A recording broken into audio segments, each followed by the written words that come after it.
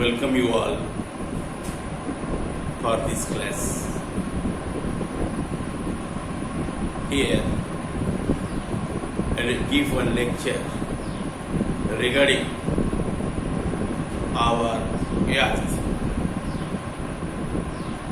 under the chapter Evidences of Evolution.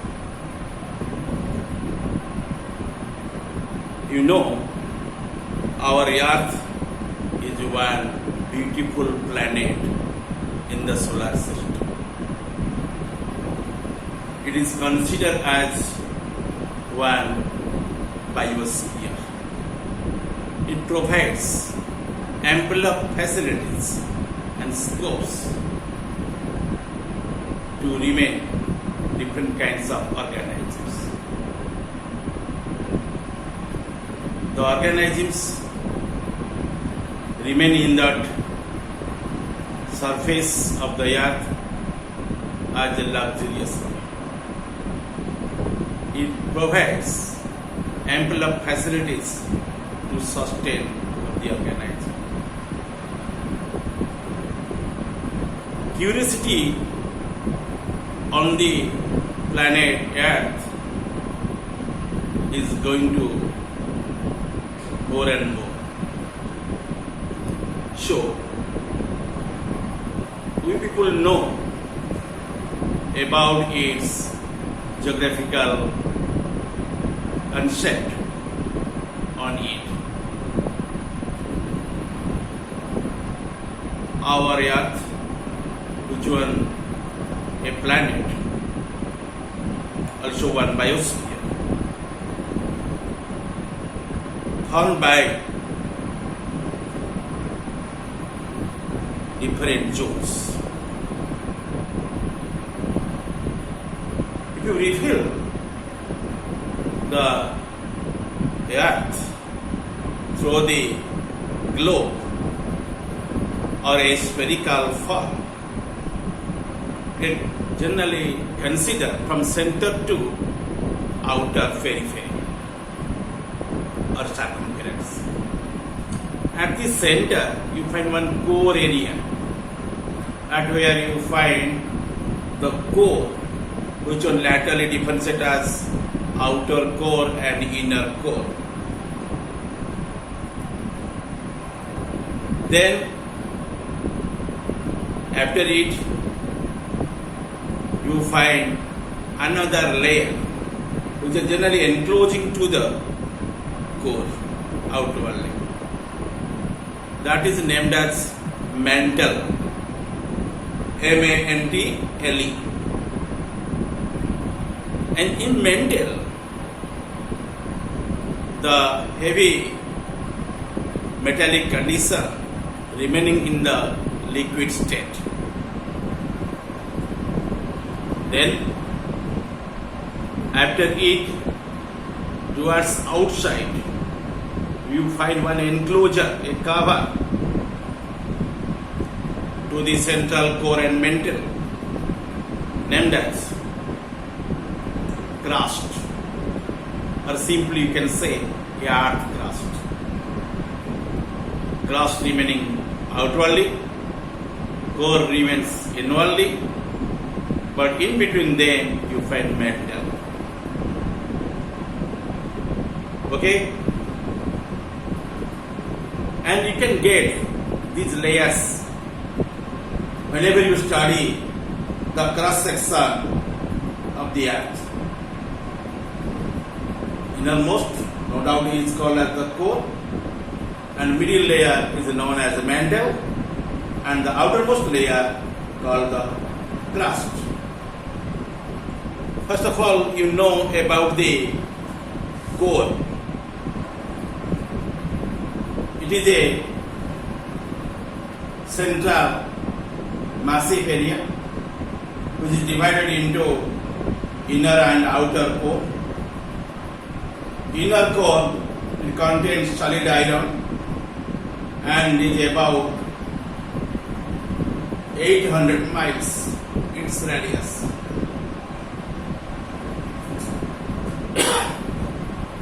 But the outer core which remains just outside of the inner core. In there, iron mixed with the silicon and sulfur in liquid state, and its thickness is nearly 1300 miles. And this is the very brief idea regarding the core region of the earth. Then you will know about the mantle. Mantle generally comes above the core towards periphery. Its thickness is about 1800 miles. It is hot and contains partly molten portions. It comprises of nearly 4/5 of the Earth's volume.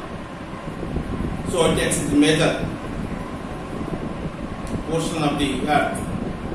Its density changes due to the radioactivity, pressure, and localized heating and cooling.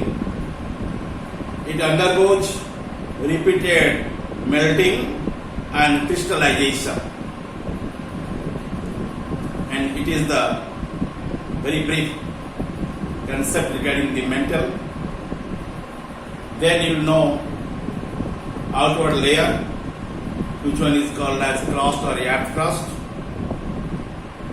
It is actually outermost of the earth. Thickness varies from 5 to 25 miles, not more than that. It is very less in thickness. It is composed of light and heavy material like iron, silicon, magnesium, etc. Okay, they are remaining in the element states or also remaining in the ore forms. It is subjected to internal forces which bring revolution, like elevation and lowering of the land masses, supported by outer wind, fog, etc. And this is the very brief and concise knowledge regarding the Earth's crust. To describe the Earth crust by model manner or representing manner, I already drew a picture of the Earth on the blackboard. In it, I exhibited the central core area. You see red pigmented area which are present at the centrally of the sphere is considered as the core or earth core. And at the center you find very reddish color mass is considered as inner core. Then to periphery of it you find one pigmented area, greenish and reddish pigmented area. It will be called as outer core. Then to the outer of the core area you find bluish mass, and there this blue color mass is nothing, that is called as mantle. Then to the periphery of the mantle, outward you find greenish color mass, it is considered as the crust. Core plus mantle plus crust, aggregatively called as the earth, body of the earth. And you know the earth structure from my deliver and also from my preview diagram. And on this contest, you see, we people know some knowledge about your earth structure. Let us know about your rocks which are present on the Earth's surface. Generally, rocks is one modification of the land. Okay, our sphere generally composed by three spheres. One sphere is known as atmosphere, second sphere is known as lithosphere, third sphere is known as hydrosphere. When these three spheres are intersected, you find one vein area, a common area, in which you find water, land, air, three things are there.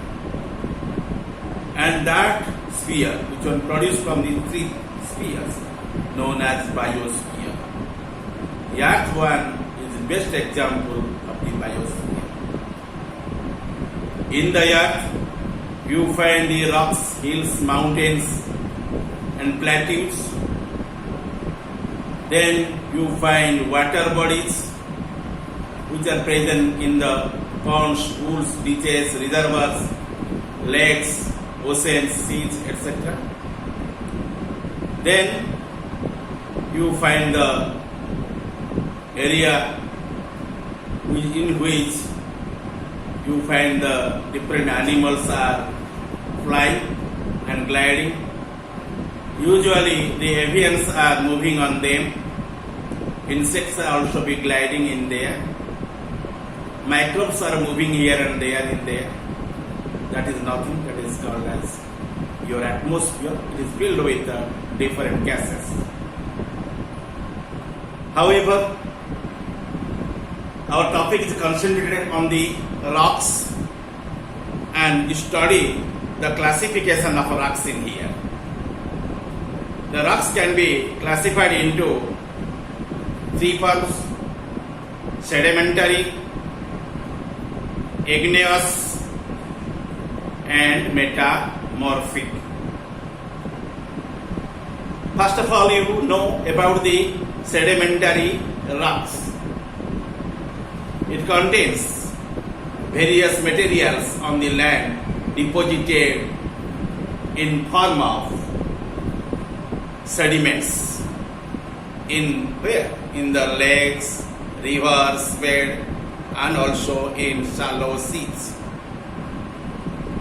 It can be classified into your conglomerate, sandstone, shale, gypsum, anhydrite, dolomite, coal, rock salt, limestone rocks. These are the classification of the sedimentary rocks. Then you know about the igneous, igneous, igneous. This type of rocks is formed by the solidification of lava. Lava, otherwise known as the what? Magma, M-A-G-M-A. Magma or lava generally ooze out from the active volcano.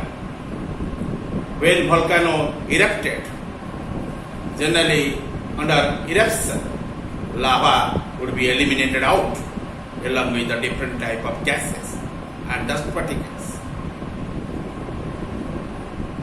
And it contains silica, quartz, feldspar, and they are generally remaining in the lava or called as magma. Thirdly, you find one kind of rocks that is called as the metamorphic rocks. The metamorphic rocks are the modification of these above two kinds of rocks named as the sedimentary rocks and igneous rocks. Meta means after, and the rocks form would be changed ultimately, and that ultimate form of the rocks would be called as metamorphic rocks. The transformation of the igneous and sedimentary rocks into metamorphic rocks is caused by changed geological environment, pressure, and heat. And these are the generally remains on the rocks, and from the study of the rocks you can get some preserved or impressed material from them. Generally they can be considered to them fossils. Fossils. The term fossil is derived from a Latin dictionary, from the Latin word. That word is named as fodere, F-O-D-E-R-E. Fodere means to dig. The fossil may be an entire organism buried in sediment or snow, which changed into a mold or a cast of the entire organism, or its part or its replica or footprints or even the imprint. Okay, and this both the cases you can say these are the fossil materials. From the fossils you can imagine their position and role in evolution. According to Sir Charles Lyell, fossil is defined as any body or traces of the body of animal or plants buried and preserved by the natural means. Okay? And the fossils are the remains or the evidences of the ancient animals and plants which are preserved by the natural means in the rocks, but many specimens have been found in loose sand, in bogs, or in your tar pits, and some have been found in frozen in ice. They occur in limestone beds, chalk, and other common rocks. Coal beds are vast your accumulation of fossil plants. There are two types of fossils I have noticed in there. One is called as unaltered fossils. Second kind is called as altered fossils. Okay? In near of Angul, you find Talchet town. In that area, you find coal mines are present. And in coals, you find some prints of the plants. Especially the leaves, impression would be remaining in the coal pieces. And the prints of the leaves are also stems also be seen in there. And somewhere also you find the impression of the entire organism, which are very small in forms. Okay, and you must notice to them. However, the fossils can be studied in two ways: unaltered fossils, other one is called as altered fossils. Unaltered fossils means fossils preserve their original composition as when first buried, and altered fossils, the organisms become more or less completely altered by infiltration of the minerals from the surrounding rocks.